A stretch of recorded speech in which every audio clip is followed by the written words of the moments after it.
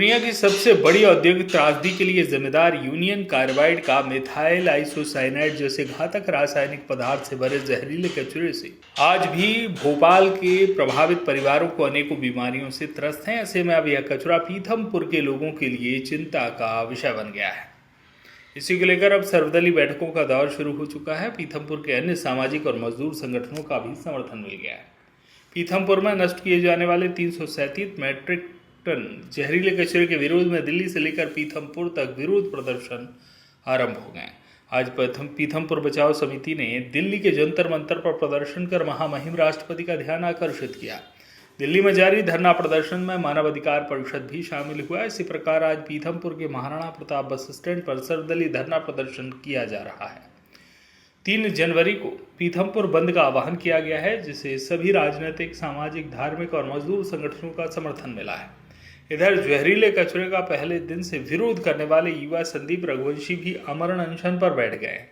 संदीप रघुवंशी ने बताया कि जब तक पीथमपुर से जहरीला कचरा नहीं हटाया जाता तब तक वह आमरण अनशन पर रहेंगे, चाहे उनकी जान भी क्यों न चली जाए। विरोध प्रदर्शन के बीच यूनियन कार्बाइड फैक्ट्री के अंदर मौजूद 337 मैट्रिक टन जहरीला कचरा बीती रात 9 बजे 12 कंटेनरों में लाद कर पीथमपुर के लिए रवाना हुआ, जो सुबह करीब 4:13 पर पीथमपुर पहुंचा। जहरीले कंटेनर को सुरक्षित पीथमपुर तक पहुंचाने के लिए 250 किलोमीटर लंबा ग्रीन कॉरिडोर बनाया गया। इस दौरान सुरक्षा के सभी मानकों का खास ख्याल रखा गया। आपको बता दें कि यह घातक जहरीला कचरा Pithampur industrial waste management private limited में नष्ट किया जाएगा। खतरनाक जहरीला कचरा जिस जगह नष्ट किया जाएगा उस क्षेत्र के आसपास बड़ी संख्या में रहवासी इलाका है। उनकी सुरक्षा को लेकर भी अतिरिक्त सावधानी बरतने की बात कही जा रही है। प्राप्त जानकारी के मुताबिक यदि 90 किलोग्राम प्रति घंटे की मानक दर से जहरीले कचरे को जलाया जाए तो भी इसे नष्ट करने में करीब 5 महीने का लंबा समय लगेगा। 337 टन जहरीला कचरा जलाए जाने के बाद उसकी राख का बाद में वैज्ञानिक परीक्षण किया जाएगा। यदि सुरक्षित रहा तो उसे खास तौर पर बने लैंडफिल साइट पर डंप किया जाएगा। क्षेत्र के लोगों को यही डर सता रहा है कि नष्ट किए जाने वाले जहरीले कचरे से आने वाले समय में पीथमपुर से लेकर इंदौर तक आबो हवा के साथ साथ भूमिगत जल स्रोत भी दूषित होगा। इसके दुष्परिणाम भोपाल की तरह यहाँ भी आने वाली संतानें भोगने को मजबूर होंगी। अभी तो लड़ाई है, आगे और लड़ाई है, अभी तो लड़ाई है, आगे और लड़ाई है। सर नमस्कार, आपका क्या नाम है? डॉक्टर हेमंत कुमार हिरोले, पीथमपुर बचाओ समिति एवं भारतीय मानव परिषद के हम लोग संयुक्त तत्वाधान में यहाँ आज जंतर मंतर पे आए थे। जो यूनियन कार्बाइड भोपाल का जहरीला कचरा है, जो आज से 40 साल पहले मध्य प्रदेश के भोपाल में एक खतरनाक मंजर हुआ था। वहाँ जहाँ 3 दिसंबर 1984 को लाखों लोग नींद के गाल में समा गए थे, वही मिथाइल आइसोसाइनाइड का जहरीला कचरा फिर से आज 40 साल के बाद मध्य प्रदेश सरकार और न्यायालय के माध्यम से ये पीथमपुर की औद्योगिक क्षेत्र में डंप करना चाहते हैं और उसका निष्पादन करना चाहते हैं। क्योंकि वहाँ यूनियन कार्बाइड का जो जहरीला मिथाइल आइसोसाइनाइड का जो कचरा है वो पीथमपुर में रामकी प्लांट में जलाने योग्य नहीं है। रामकी प्लांट उस योग्य नहीं है क्योंकि रामकी प्लांट की मात्र 14 लाख टन वेस्टेज डंप करने की क्षमता थी और आज तक वो 13 लाख टन माल डंप कर चुका है और उनसे इंसिनेटर में बहुत सारी खामियां हैं। ऐसा सर्वोच्च न्यायालय और पूर्व केंद्रीय मंत्री जयराम रमेश जी ने अपने बात कहा था। मध्य प्रदेश के पूर्व मंत्री जयंत मलैया और बाबूलाल गौर जी ने भी ये कहा था कि ये प्लांट उसी योग्य नहीं है। 2013 के बाद 2024 में ऐसा क्या हुआ कि अचानक आपको कि पीथमपुर की उस रामकी प्लांट में मिथाइल आइसोसाइनाइड का जहरीला कचरा डंप करने की जरूरत पड़ी। अगर ये कचरा पीथमपुर में डंप हो जाता है, इसका निष्पादन किया जाता है, तो निश्चित ही 1984 का जो 40 साल पुराना भोपाल का मंजर पीथमपुर में फिर से पुनः दिखने को मिलेगा और पीथमपुर का आवाम, इंदौर और महू का आर्मी एरिया ये भी यहाँ के होने वाले दुष्प्रभाव की वजह से आने वाली फसलें और आने वाले नस्लें जरूर खराब हो जाएगी। इसी चिंता और इसके समस्या और इसके समाधान के लिए आज हम लोग दिल्ली का हृदय जंतर मंतर पर महामहिम के समक्ष हमारा पैगाम, हमारा संदेश, हमारा निवेदन पत्र हम उनके समक्ष लेके आए हैं कि ये यूनियन कार्बाइड मेथिल आइसोसाइनेट का जहरीला कचरा कहीं और ऐसी जगह जलाया जाए कि जहाँ जीव हानि ना हो, कोई मानव हानि ना हो, कोई पशु पक्षी की हानि ना हो, ऐसे निर्जल जगह पे उसका निष्पादन होना चाहिए। ये पीतमपुर बचाव समिति और भारतीय मानव अधिकार परिषद की मांग है। हम सब एक हैं, हम सब एक हैं, हम सब एक हैं। भोपाल का जहरीला कचरा पीतमपुर में नहीं चलेगा, नहीं चलेगा। भोपाल का जहरीला कचरा पीतमपुर में नहीं चलेगा, नहीं चलेगा। भोपाल का जहरीला कचरा पीतमपुर में नहीं चलेगा, नहीं चलेगा। क्या करेंगे? पीतमपुर में जो जहरीला कचरा पीतमपुर की मौत लेके आया है, उसके खिलाफ हम यहाँ धरने पे आमरण अनशन पर बैठे हैं। कब तक? जब तक शासन प्रशासन हमें स्पष्ट नहीं कर देता है कि इसका निपटान हम पीतमपुर में नहीं करेंगे, तब तक हमारा ये अनशन जारी रहेगा, चाहे हमारी और मेरी जान चली जाए। पीतमपुर सर्व समाज का सभी संगठन का, सभी जनप्रतिनिधियों का समर्थन है। अभी जनप्रतिनिधि इंदौर में किसी मीटिंग में, अधिकारियों के साथ मीटिंग में, इसलिए वो यहाँ उपस्थित नहीं है।